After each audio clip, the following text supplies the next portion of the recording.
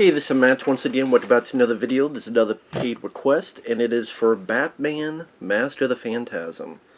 Now, first off, thank you for people who have sent in paid requests. I'm trying to get to them as soon as I can. I apologize for any lateness. That's why I'm trying to pump them out about 3 a day, trying to. For those interested in requesting pretty much any type of video, whether it be a topic, reaction, commentary, review, re-review, randomness out of the blueness, whatever it may be, feel free to send it either directly to my PayPal or join my Patreon. Both links are down below in the info box under the video. Now, Batman, I will admit, when I first saw Master of the Phantasm, it might have been about 10 years ago, and I think when I first saw it, I just wasn't that impressed by it. Because I heard so many people talk about, this is the best Batman movie ever, it's the best Batman movie ever, and I sit there and I watch, and I went, I don't think it's better than Batman 89, I don't think it's better than Batman Returns, and even animated, like, I don't think it's the best animated Batman film. People disagree. I think The Dark Knight Returns, that Peter Weller voices Batman, I would say I put that above this. I would say I put Batman Under the Red Hood above this. You know, so there are other Batman movies I would put over this, but I still liked Master of the Phantasm, watch it again, more than I did in the past. Now, maybe that's because I've seen more of Batman the Animated Series, so I get more of a feeling of the show. Maybe because as I've grown older, maybe when I first saw it, I expected much more of an action-packed movie. And it's not. There's not a lot of action in the film. It's more about the story, about the character Bruce Wayne, love that's been lost, a moment where Bruce Wayne would have put up the cape to be with this lady, and fate, whatever, decided, fuck you, that ain't gonna happen. I do find it ironic that it starts with the Bugs Bunny Warner Bros. Intro. This very hyper and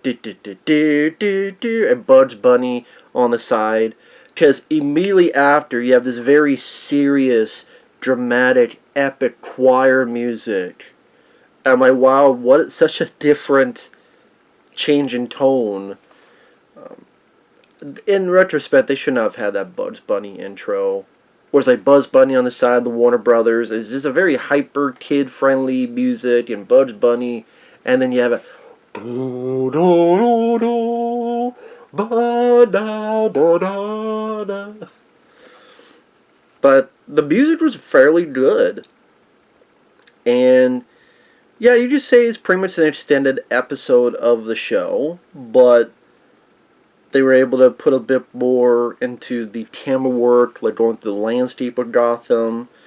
That quite a couple of recognizable voices. Kevin Conroy comes back as Batman. Mark Hamill comes back as the Joker. But you also have, as my phone drops,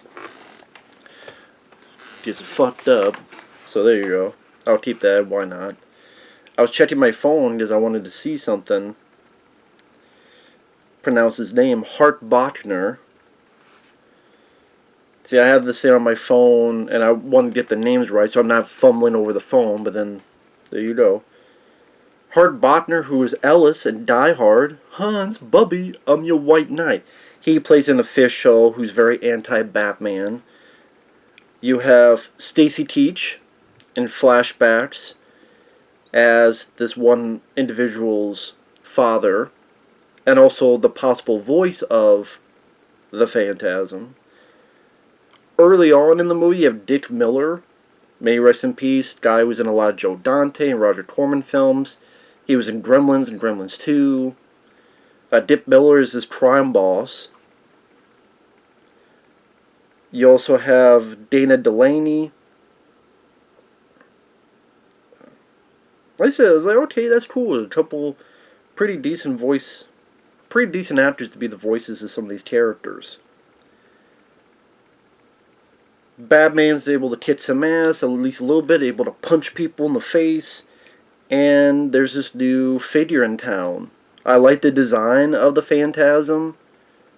The Shroud of Death and this weapon. Sadly, because of the standards and practices, sadly because of what kind of film it is, that weapon he has, it can't do much with it. Because it's like this cool looking blade. But you never see it cut anyone. You never see it, stab anyone. Because that wasn't going to happen in this movie. Which is a shame. Because, again, it's a cool looking villain. It's just, again, because of the tone. It's still a serious, a little bit of a darker tone, but just, you can't go too far. So again, even though it has this cool looking blade, it can't, it go as far as it'd be nice. And this is a figure that is going out and killing these crime bosses. But again, because I kind of wish it didn't have to be part of the animated show. I mean, this was a theatrical movie. It wasn't supposed to be theatrical. They pushed it to go into theaters. But I just mean, like, you looked at Batman Under the Red Hood and some others, they're able to be their separate entities. So they could push it if they need to. Again, here, yeah, the Phantasm kills, but it's, someone falls to a grave, and the figure pushes like a tombstone onto him. Does an Ed Harris onto him from Creepshow. Death by tombstone. So you're just not able to see a lot. Or makes one car go off a cliff and it goes to another building. Batman gets blamed for it. And you get more of a story about Batman, flashback, met this girl at the cemetery. We did see a little bit of early Batman where he just wears a ski mask. He's able to stop some bad guys, but he's mad because they're not afraid of him. And the two pretty much fall in love fairly quickly. Nice footwork. Can you dance too? I do like one bit of humor where they start kissing and Alfred is coming in with the food. He sees them and immediately turns and walks the other way. I thought that was cute. And then you learn to find out that Bruce Wayne was ready to not be Batman. I mean, really, at this point, he had not been Batman. Really, it's just not to be a crime fighter. And he's even talking to the tombstone of his dad, saying, you gotta understand, I never thought I'd have a chance, but, I gotta make this chance count. But then, one leads to another, he proposes to the girl. Later on, the girl sends, return to sender, pretty much. You come to find out why, because her dad, Stacy Keach, was threatened by these bad guys. They had to make a run for it. She had to protect her dad. And then, long story short, her dad died. She came back. There's this Phantasm figure. Is it her dad? Meanwhile, the crime bosses are scared because they think it's Batman. Because, again, Batman got blamed for these crimes. There's even a point where the police chase Batman and attack him. And so the crime boss, Sal, goes to a former employee of his, the Joker. And then the Joker becomes the villain in the third act, and you find out who the Phantasm character is, and you get a pretty decent action sequence. And again, while I do think Batman Under the Red Hood and The Dark Knight Returns, like I said, they were not having to... Because I'm trying to remember, this was 93, so I'm guessing there's still more of the show to be done. Because I'm trying to remember when that show ended. Because I'm not... Well, I mean... What am I talking about? I got a phone here. I'll just do this.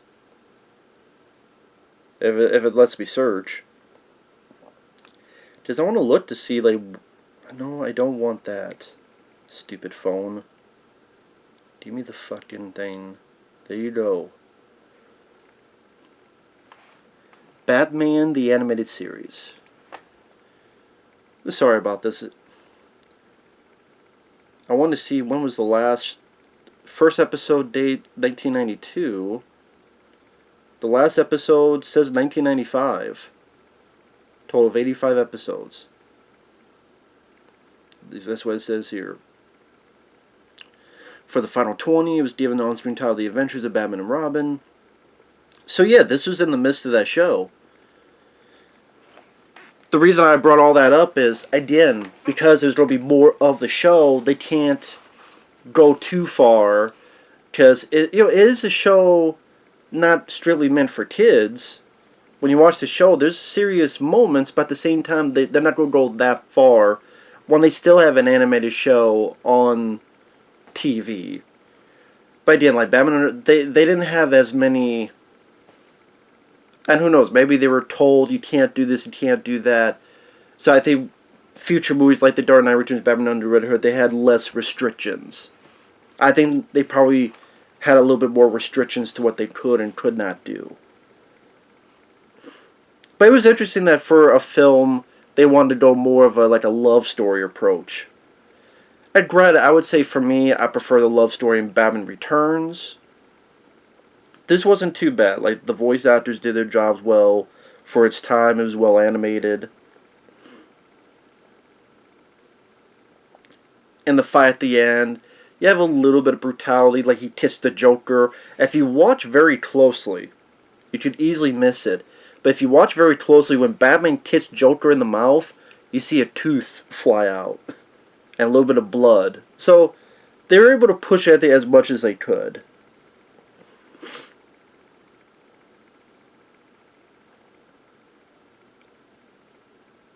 And like I said, the actress at the end is pretty decent.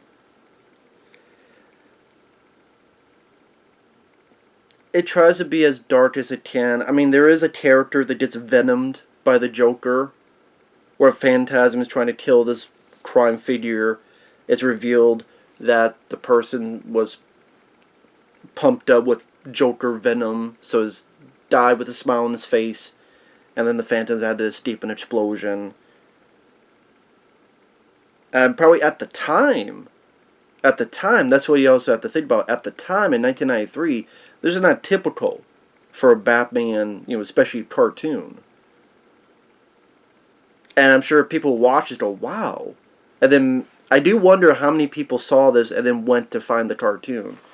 And I'd be curious if anyone is out there and sees this. Is this one of those circumstances where you watch the movie and then it made you go back to watch the cartoon? So again, when I first saw this back in the day, I wasn't really that impressed. Nowadays, I just say I appreciate it for what it is. Like I said, it's not my favorite. There are other DC Batman films I like more. But on the flip side, I would put this above The Killing Joke, which I appreciate the comic book, but the movie, I didn't care for the movie The Killing Joke. I thought that movie sucked. I thought it was a lot of Batgirl wanting Bruce Wayne's dick, and then Batman fucking Batgirl, which was in the comic. They put that into the movie, which I don't know why, because it's just fucking strange. Bruce Wayne getting Batgirl clit. That was just really strange. I don't know. To me, that was a lame fucking movie. That's just my opinion. It's a better comic book than a movie. So I put this above that and some others, but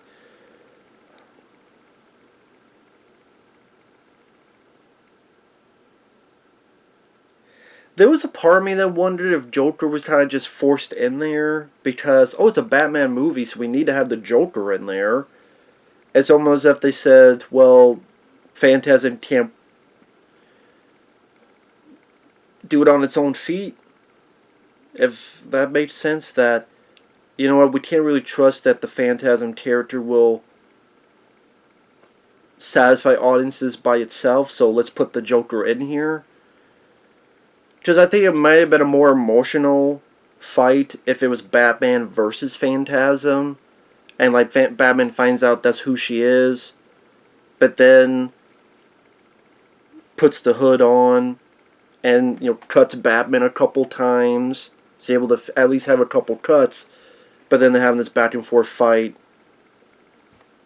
Until Batman beats her. And then, I don't know, maybe something happened. I don't know. Like, we never really got... You got little skirmishes, but not that full one-on-one fight between Batman and the Phantasm. Also, I thought it was kind of strange that Batman's accused of these crimes. He's framed. But the movie never showcases that that was cleared up. Like, when the movie ends, it never really... Maybe I missed it, but it never really showcased that... Wait a minute, was he cleared of the crimes? Do they still think he killed these crime bosses? Because Batman has to fight with Joker, and then Phantasm does her thing. And then it kind of does the Batman Returns, where you think the person's dead, but they're not dead, they're somewhere else. I think that's also the thing when I saw this. I went, oh, well, this ending kind of reminds me of Batman Returns. Spoiler alert, because you have Catwoman with Christopher Walken. Here you have the Phantasm, Dana Delany, with Joker. They both loved Bruce. They both said goodbye. You think they're both dead, but instead Catwoman or her are off somewhere else, and they're separated. They can't be together. I'm like, I already saw this. It was in Batman Returns. So I think that's why when I first saw it, I went, well, it's kind of deja vu. And I'll just go watch Batman Returns, which is a fairly dark movie in itself. But I'm like, was Batman ever cleared of the crimes that he was framed for? I don't remember the movie really tackling that. So I thought that was a bit strange as well. So I have a few nitpicks here and there, but overall, like I said, it went at a fast pace. It's a short film. For its time, is well animated. Batman's able to still get a few punches in there. Like I said, able to knock the Joker's tooth out, which was satisfying. It was cool to hear people like Stacy Keach. I enjoy as an actor, from Road Games to he was in Steve from L.A. He's a good actor. Cheech and Chong's Up in Smoke. Hart Bochner. It's funny to hear Ellis from Die Hard as a voice in this, but I always like Hart Bochner. Dick Miller, he's not in it too long, but like I say, he's in the beginning. Kevin Conroy and Mark Hamill made Batman and Joker their own. They definitely did. So overall, it was entertaining for what it was. It was an entertaining film. I don't put it on the pinnacle like other people do, but overall, I'd say I liked it more now than I did back then. And very epic choir music that definitely went all out in the music for a theatrical production, especially the opening and ending. It definitely gives a broad scope for the proceedings with the choir type of music. So, with that said, decent movie, pretty decent film. So thanks for watching, take care, we'll see you guys later. Bye-bye.